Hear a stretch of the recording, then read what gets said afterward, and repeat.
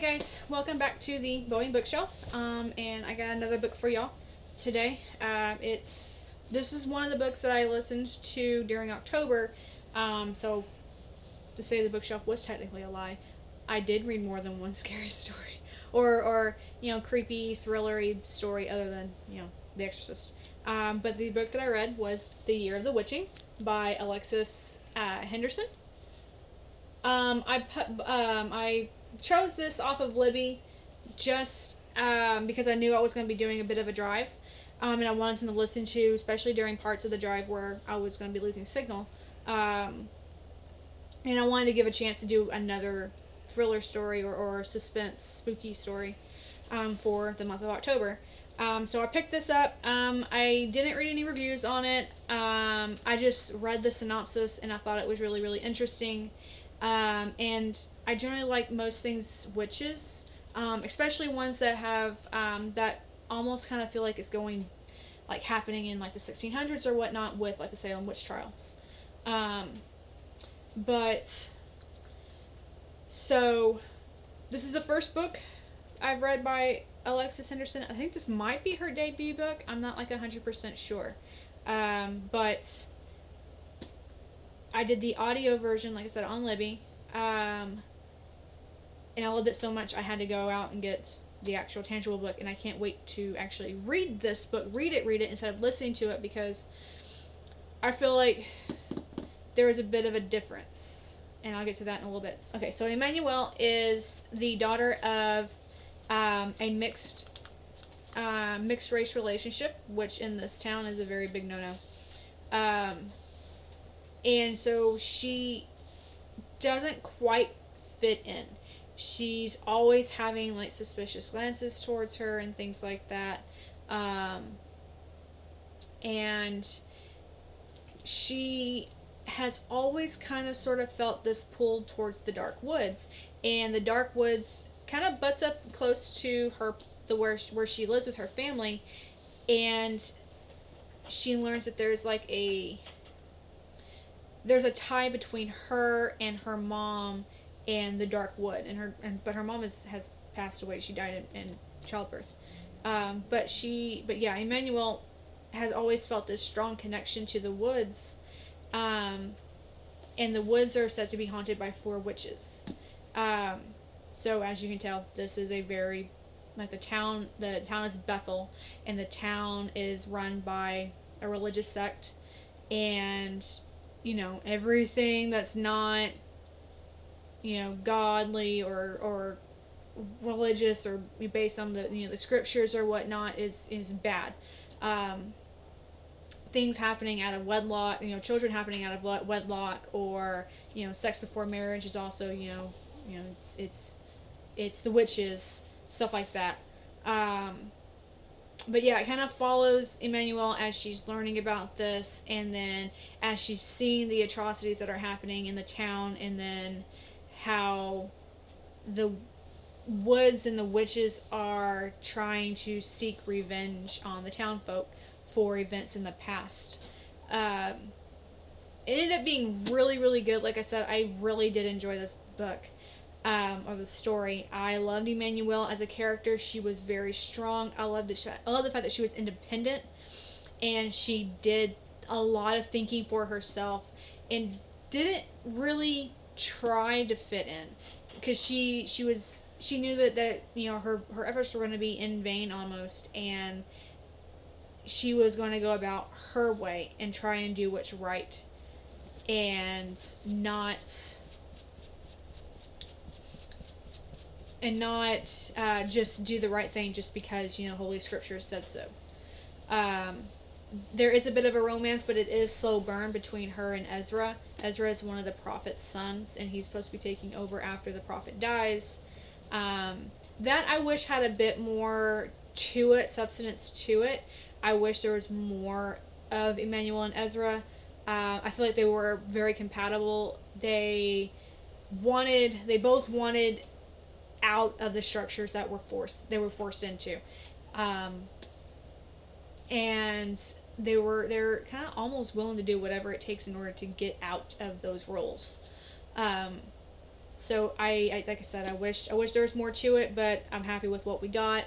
Not enough in my opinion, but it is what it is. But I'm also kind of glad that it did focus directly on her, mainly because this is one of the few books that I've read that is someone of a person of color as the main character, and the fact that it does center on her and she doesn't need a guy to help save her. She is strong and independent on her own, and I really freaking love that. I love the fact that she is willing to take matters into her own hands. I guess it's being strong and independent. But she doesn't shy away from like the ugly truths or anything like that, especially with like her mom, and learning about her dad and then the witches and stuff like that. She was a very, very nice, fresh character. The world was it was not super complex. It was pretty easy to follow. Kind of picture something like if you've seen the horror movie The Witch, The Crucible, and maybe a little bit of like a small bit of Silent Hill in there. Just mainly for the cult aspect of this cult is, or this religious sect is controlling this whole town. Everything has to be dictated by the prophet. So kind of like Christabella and Silent Hill.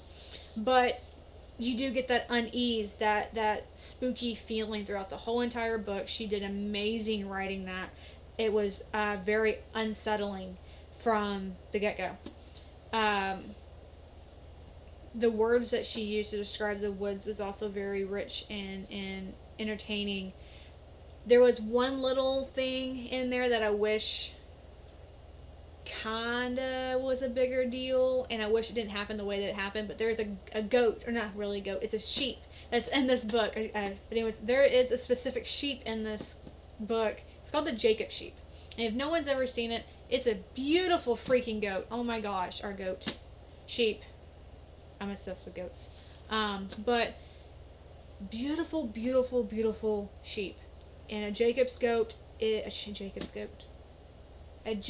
sheep is known for having 4 horns. So usually they have like 2 coming up, and then they have like 2 curling into their face. So freaking beautiful. Oh my gosh. They're magnificent creatures. And that's kind of made me think of The Witch right there because of Black Phillip, and I love Black Phillip. But yeah, I just like there's a little incidents with the Jacob sheep, and kind of wish it didn't play out the way it did, but it did further the story, unfortunately. But yeah, no, the ending didn't quite take me by surprise. I kind of figured what was going to happen. It was very well written. I did enjoy it. The only complaint that I have, or I actually have 2 complaints. One, the person who was narrating the Year of the Witching for Libby or Audible or whichever, just the audio version itself, she tried very hard to be very mysterious and very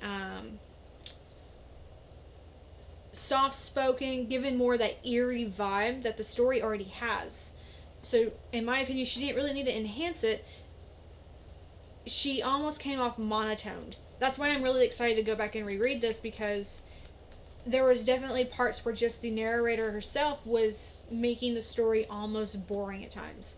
Just because, like I said, she was very monotone. She didn't do, like, when someone was expressing, like, either anger or excitement or joy or fear, she kept it very straight and even. And didn't give much emotion. So that is my one complaint. Again, it's not necessarily the writer's fault. It's just kind of how the narrator wanted to do it, or how she felt the story needed to be told.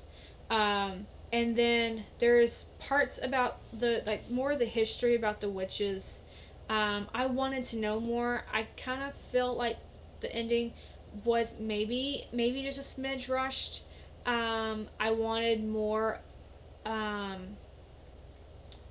not drawn out, but more action in the ending when the climax happens between everything that when the shit hits the fan moments. But yeah, I wanted more information on the witches. I just wanted to be kind of like dove headfirst into that a bit more. But other than that, it was really good. There were some parts that were a little bit cringy.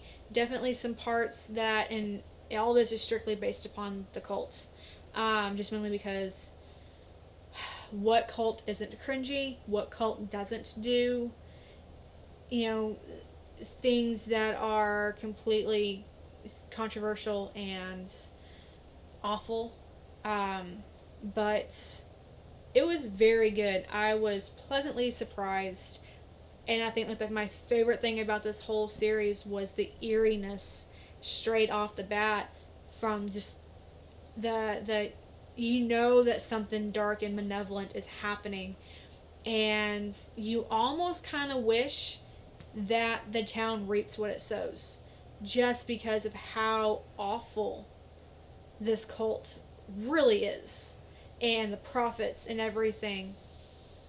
But it's almost like, and again, I kind of go back to Silent Hill, but with that, you got that righteous, um, um,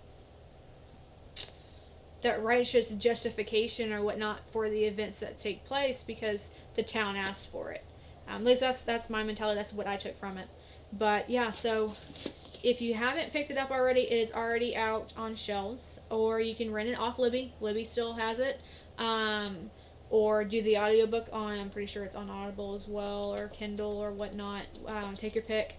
But it was so good. I thought it was a really good story to read during October, just because of the eeriness of it. It was really, really amazing. And if you want a really good, strong female person of color, she's really, really good. But check it out. I don't think you'd be disappointed. I wasn't. I was, like I said, pleasantly surprised. And hopefully I love the book even more going back when I reread it, not have to deal with a monotone narrator. But anyways, thank y'all for watching my rambly review for Year of the Witching. Hopefully that doesn't deter you too much. And I know that October's already over, but it's a book, and there's never a bad time to read a book, no matter what category. But anyways, if you've read it, tell me what you think in the comment section, and I will, we'll get to talking about this. But thanks for watching. Give us a like, comment, subscribe if you haven't already. And until the next book, catch y'all later. Bye.